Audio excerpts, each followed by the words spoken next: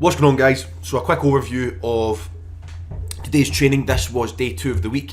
I had 6 sets of 2 reps on deadlifts, and then I had 6 sets of 4 reps on bench press. And what I'm doing here is I am leaving in from approaching the bar to pulling my first rep, just to show you. Normally I don't include this because it makes a video longer than necessary, but the reason I'm doing this is because I want to show you just how long I take before I actually pull the rep.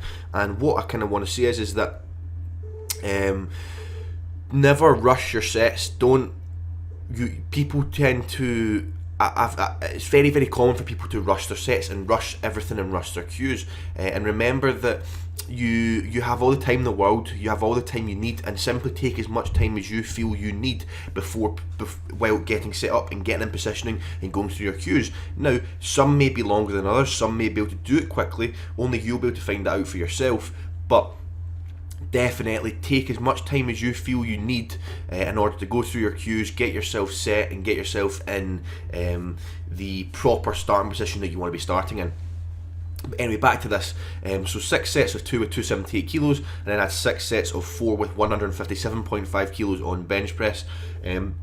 For people in America, that's 612 pounds in deadlifts and 347 pounds on bench press, I believe. Now, by finishing this, that means that I had done a total of 18 sets on benching so far this week, which is very, very good. I enjoy that. I'm really enjoying benching the way it's going right now. And on Saturday I get to do a heavy double at RP8, which is pretty sweet. On Saturday past I had to do it as well, and I did 165 kilograms for a double at RP8. Now, upon kind of watching it back, I feel it was probably more kind of RP7, RP7.5. RP is something that I do tend to struggle with my kind of mentality as a lifter, but I'm working on it and I've got my starting point, so I'm going to kind of be progressing from there and give it a shot.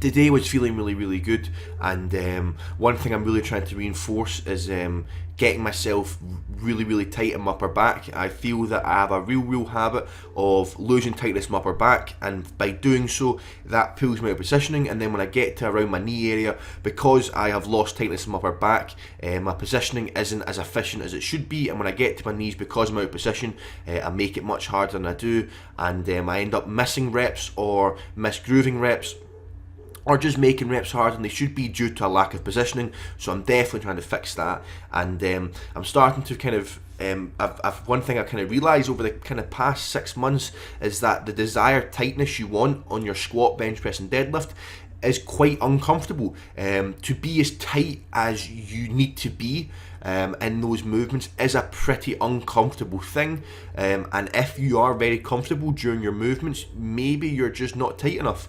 That is one thing I've kind of been finding out for myself for the past 6 months, and it's something that Mike Teixeira actually was reading Mike Teixeira talking about that the other week. I believe he wrote about it a long time ago, but I was reading the other week that he was saying, especially in his deadlifts, for him to get his desired tightness is ridiculously uncomfortable, and I completely agree. 6 sets of 4 here. 4 reps on bench press is something that I don't really like. I find that anywhere between 1 to 3 reps I'm able to do in one breath, which is exactly like how I like to do it. But when I get to 4, I then have to kind of re-breathe somewhere during the set, which tends to kind of slow me down. But again, being out of my comfort zone is something that's going to really help improve me in all aspects, so I'm really, really happy about that. And then after this, I had 3 sets of 6 reps on bent over rows, and then 5 sets of 10 in dips. I got up to 130 kilos on bent over rows, completely strict, and I increased the weight on my dips as well. And then one thing I'm finding as well is that my dips, by trying to get a longer range of motion of them, they're keeping my shoulders a little bit healthier and a little bit happier. So that's the end of the video, guys. Please like, comment and subscribe, and I hope you have a great weekend.